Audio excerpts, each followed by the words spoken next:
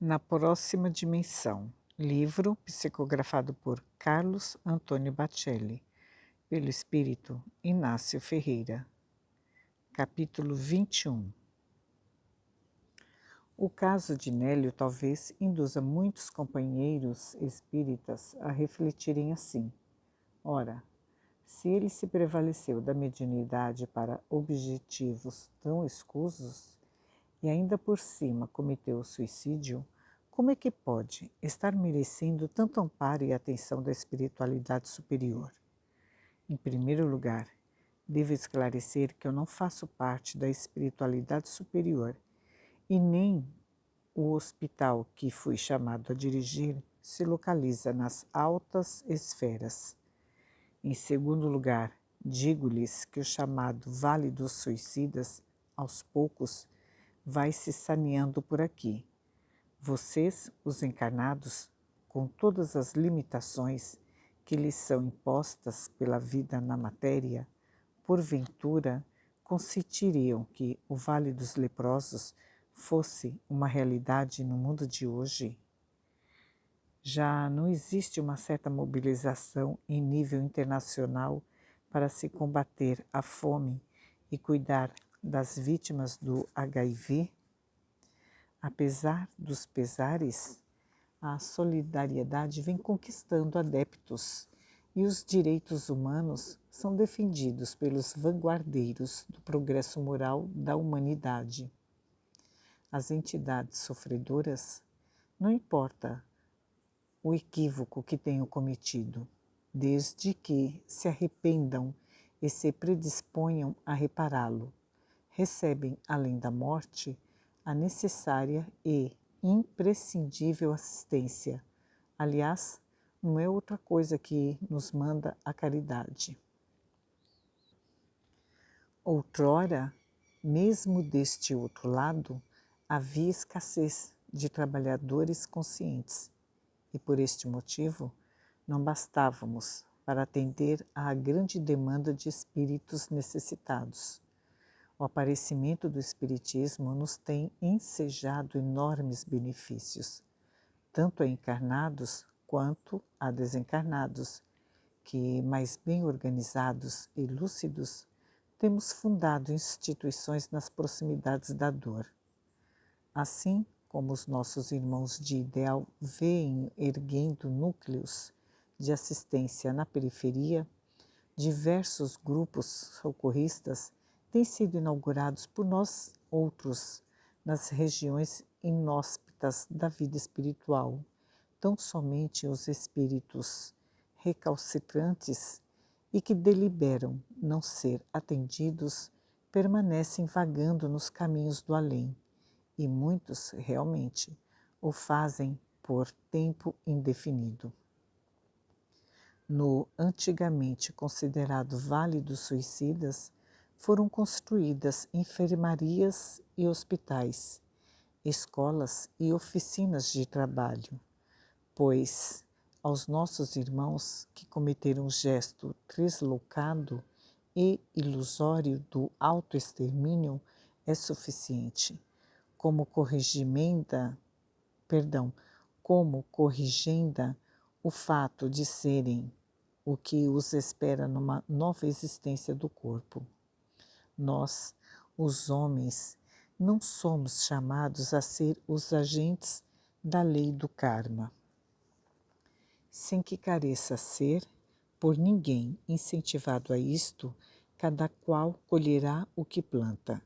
Se a misericórdia não funcionasse de comum acordo com a justiça divina, não teríamos medicamentos para a dor e a inteligência humana.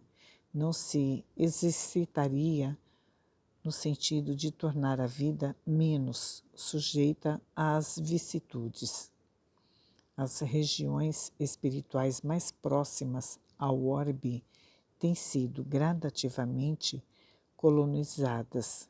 Por aqui, a escassez de servidores de boa vontade é também uma realidade. Muitos dos que deixam o corpo, a imensa maioria, para ser mais preciso, giram na órbita dos próprios interesses e não se e não se importam com os outros. A tarefa a que o Espiritismo nos conclama estende-se aos dois lados da vida. Espíritos existem que, quando não pensam da cabeça para cima, prendem-se ao que lhes acontece dos pés para baixo. Vejamos se consigo ser mais claro no que pretendo explicar. Entre os desenfaixados do corpo físico, raros os que renunciam aos próprios anseios de ascensão e os que se desapegam dos compromissos pessoais que os reclamam na terra. As favelas do mundo, nas quais tantos seres humanos que se expõem à influência negativa do meio e enfrentam a prova da indiferença social, não vão da vontade de Deus, ou melhor, não são da vontade de Deus. A fome, a guerra, as epidemias, as desigualdades, a ignorância e as suas consequências originam-se do descaso do homem. Os desencarnados que perambulam sem rumo além da morte constituem-se em desafios para nós. Os que, em nome do Cristo, necessitamos ampará-los. Que mãe ou pai, fora do corpo, deixaria o filho querido à mercê das trevas? Os chamados infernos purgatoriais existentes nas proximidades da crosta e que se prolongam no interior do planeta desaparecerão, não apenas pela transformação moral daqueles que os povoam, mas também pela solidariedade dos que se dispõem ao sacrifício de descer para ajudar. Se o Cristo não tivesse tomado a iniciativa de peregrinar, ele mesmo, entre os vales ensombrados do mundo, trazendo consigo a luz das esferas resplandecentes de onde provinha, é possível que até hoje estivéssemos mergulhados na noite profunda de indefiníveis tormentos. O trabalho com Nélio continua.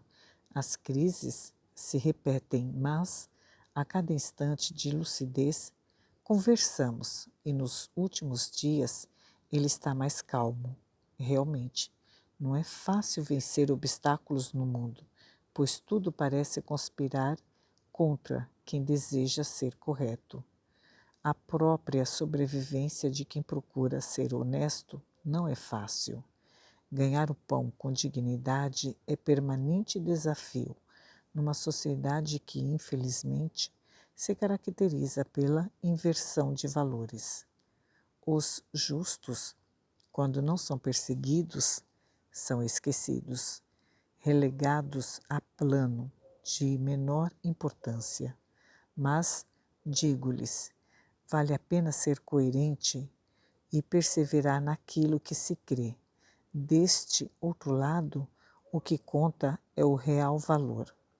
Os espíritos arbitrários, levianos e irresponsáveis não se encontram depois da morte e, atraídos pelos que se lhes assemelham, aprisionam-se aprisionam-se a determinadas situações das quais não se liberam tão cedo. Em um dos diálogos que mantive com Nélio, ele me perguntou por Chico Xavier: Doutor Inácio, que notícias o senhor me dá do nosso Chico? Estive com ele em Uberaba certa vez. Ao cumprimentá-lo, lembro-me que me falou: Nélio, meu filho, vigilância, vigilância. Você tem um caminho promissor à sua frente, mas vejo muitas pedras de tropeço. Vigilância e humildade, meu filho. Fiquei surpreso, pois como é que ele podia estar me chamando pelo nome se nunca nos tínhamos visto? Em poucas e discretas palavras, respondeu a todas as minhas perguntas. Infelizmente, eu andava com a cabeça nas nuvens, e assim que me afastei da presença de sua luz, As sombras se aproximaram. Como é que ele está? Quando fui vê-lo há cerca de 20 anos, todos comentavam que a sua desencarnação estava prestes a ocorrer. Então, respondi, depois disto, ele ainda viveu muito. Chico Xavier desencarnou dias atrás. Como? Ele já está conosco? Conosco, meu filho, no plano espiritual, mas não sabemos exatamente onde. O senhor esteve com ele? Não, com um grupo de amigos. Os acompanhei à sua chegada entre nós, mas uma luz o arrebatou. Nélio, emocionando-se, começou a chorar. Como sou infeliz, meu Deus! Chico Xavier era o meu ponto de referência, mas fiz tudo ao contrário. Eu não queria estar na situação dele. Quem sou eu? No entanto, se lhes tivesse seguido os exemplos, conte-me mais, doutor. Por favor, ouvi falar de Chico sempre. Sempre me faz um bem enorme. Ele venceu, meu filho, superou as derradeiras provas dos espíritos, que não lhe respeitaram sequer a velhice debilitada, e deixou o corpo mansamente na solidão do seu quarto humilde. Simplesmente fechou os olhos e desligou-se. Ah, como é difícil ser fiel, coitado de mim, que permiti que o desespero e a descrença me envolvessem no corpo. Eu ainda podia caminhar, porém agora rastejo. Doutor Inácio, com raras exceções, nós não estamos preparados para ser médiuns. Como administrar uma coisa santa, vivendo no pecado?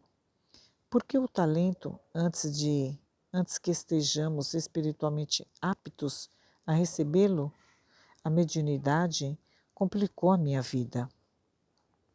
Nélio, com tudo quanto lhe aconteceu, não fosse a mediunidade, você sequer teria maior consciência da própria existência. Podemos acusar os olhos porque não sabemos direcioná-los para o bem? Se fôssemos condenar as mãos, pretextando que não sabemos utilizá-las de maneira conveniente, teríamos um mundo de manetas.